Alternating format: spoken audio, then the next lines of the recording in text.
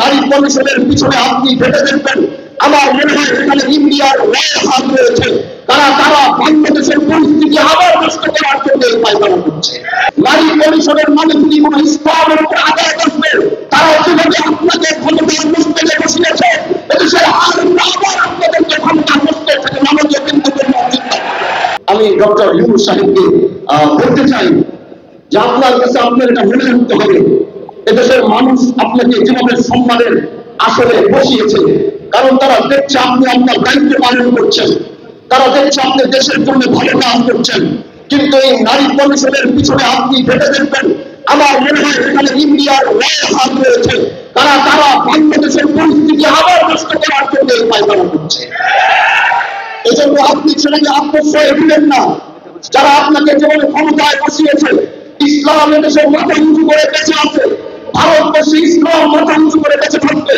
নারী কমিশনের মানে যদি কোন ইসলামের উপর আঘাত আসবে, তারা যেভাবে আপনাকে ক্ষমতার মস্তকে বসিয়েছে, এদেশের আবার আপনাদেরকে ক্ষমতার মস্তক থেকে নামাতে কিন্তু এজন্য মেরে দোস্ত মেরা আজিজ, আগামী বাংলাদেশে আমরা এই সমস্ত কিছু মানব না। অনেক কষ্টের পর আমরা এই সিচুয়েশন এনেছি।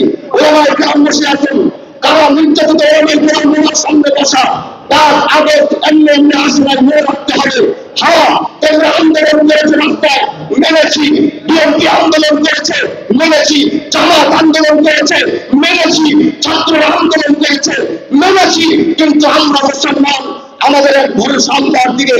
তারা নির্যাতিত ওলামায়ে কেরাম যেদিন এই দেশের হাতের ভিতরে ডান্ডাবেরি ঢুকিয়ে তাদেরকে ঢুকানো হয়েছিল, চাও সেই কারাগারগুলো দেখলে, সেই কারাগারগুলো দেখলে, সেই রুমগুলোতে তারা থেকেছে, সেই রুমগুলোর মাটিগুলোতে জিজ্ঞাসা করো, তাদের কত চোখের পানি সেখানে পড়েছে। 5 আগস্ট অন্যান্য আসলেই আর চোখের পানি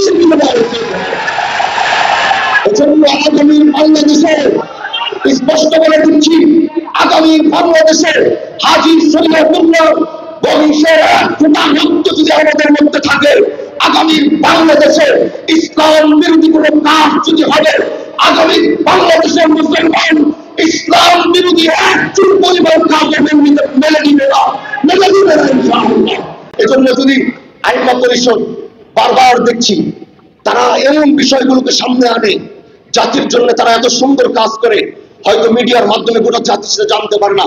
প্রত্যেকটা ইস্যুতে তারা যে ভূমিকা পালন করে, আল্লাহ পাকের কাছে দোয়া করি আইম্মা পরিষদের যারা দায়িত্বশীল আছে, এভাবেই আপনারা ইসলামের কাজ করে যাবেন, এভাবেই আল্লাহর দ্বীনের কাজ আপনারা করে যাবেন।